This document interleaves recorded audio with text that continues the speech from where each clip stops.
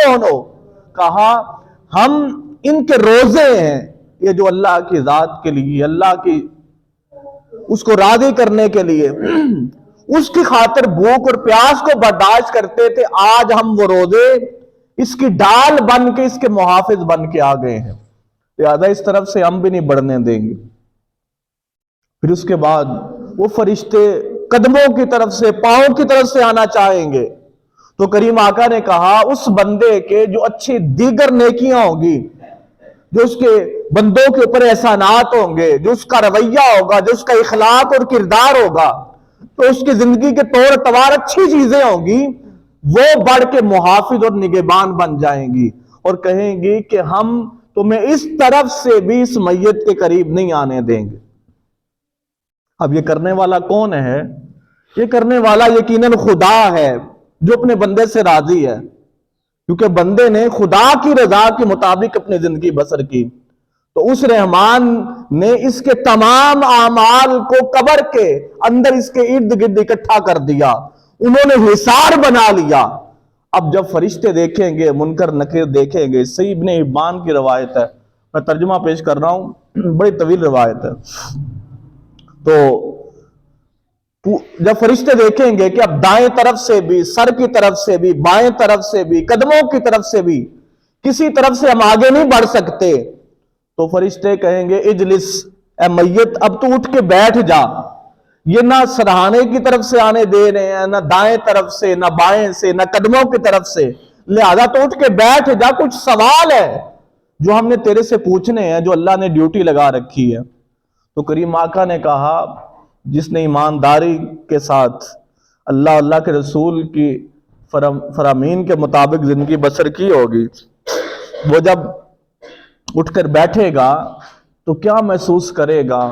وہ محسوس یہ کرے گا کہ شاید عصر کا وقت ہے، سورج ڈل رہا ہے، تو وہ میت فرشتوں سے مخاطب ہوگی اور کہے گی فرشتوں تم اپنے سوال جواب بعد میں کر لینا، لیکن ابھی عصر کا وقت جا رہا ہے، مجھے پہلے نماز پڑھنے کی اجازت دے دو۔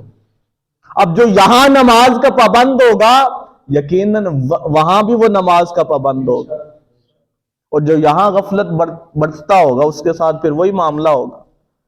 تو فرشتے کہیں گے بھئی نماز تم بعد کے اندر پڑھ لینا۔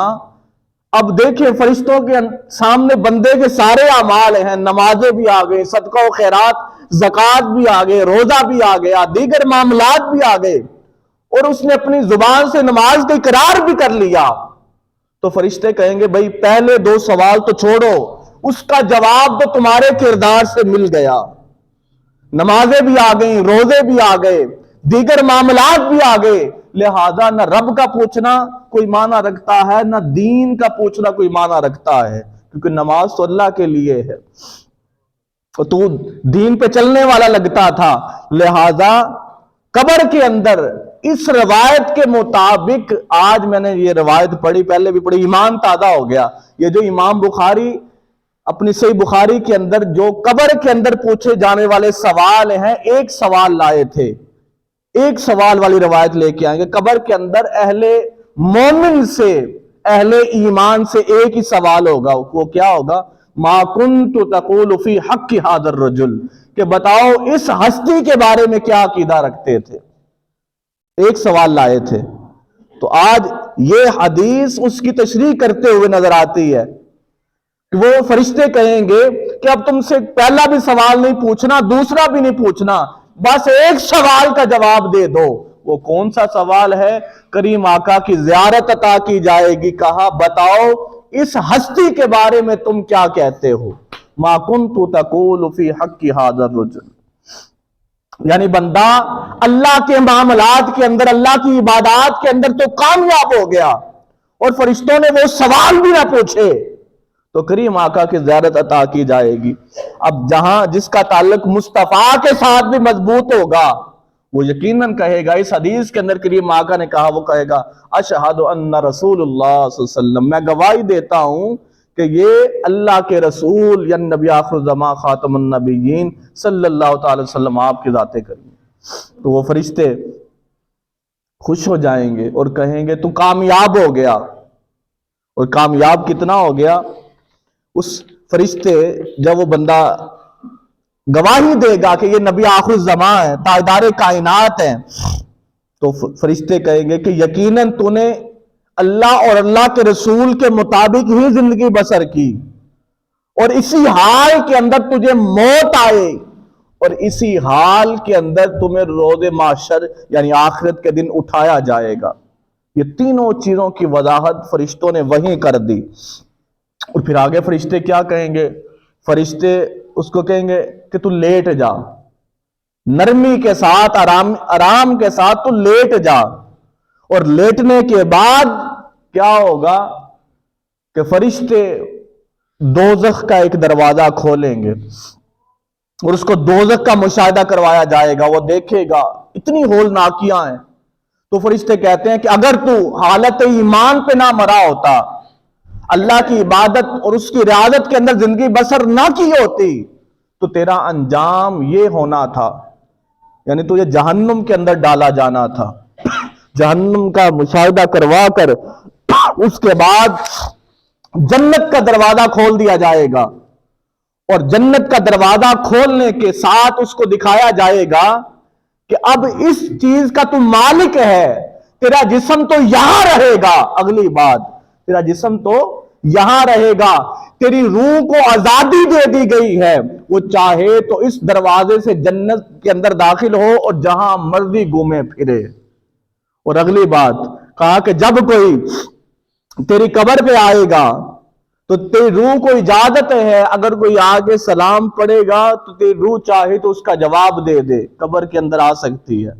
और उसको आखिरी बात कर रहा हूं, बात खत्म कर रहा हूं, जब फरिश्ते जाने लगेंगे तो कहेंगे कि ये जो तेरे इर्द गिर्द थे, जो नमाज की सूरत में तेरे मुहाफिज आ गए, दोस्त आ गए, हदीस शरीफ के अल्फाज हैं कि फरिश्ते कहेंगे तूने कितने अच्छे दोस्तों का एहतमाम करके आया कि उन्होंने कब्र के अंदर आके भी दोस्ती निभाई।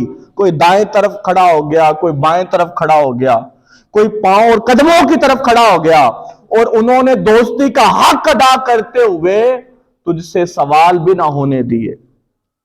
तो लिहाजा बंदो, हमें ऐसी दोस्ती को पालना है कि जो कब्र के अंदर काम आए, हशर के अंदर काम आए। हमने सारे ताल्लुकात ऐसी दोस्तियों को इस्तवार करने के ऊपर सर्फ कर दिए कि जिनका ताल्लुक सिर्फ कब्र तक पहुंचाना है, अंदर दोस्ती नहीं निभानी उन्होंने, अंदर मददगार नहीं बनना। अंदर मददगार किसने बनना है? अंदर मददगार बंदे की नमाजों ने बनना है, अमले साले ने बनना है, ज़कात ने बनना है, रोजों में बनना है, बंदे के मामलात में बनना है।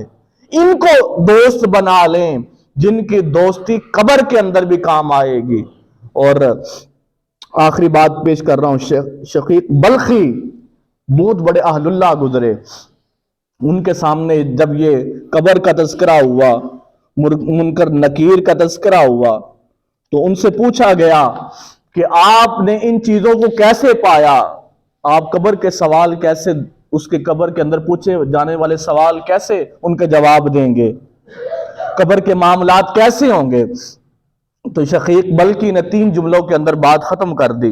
वो कहते हैं कि हमने रियाजत की, रियाजत करते करते मेहनत की और इस नतीजे पर पहुंचे कि अगर हमने कब्र के अंदर कामयाब होना है तो हमने अपने ऊपर क़यामुल लैल को जरूरी करार दे दिया।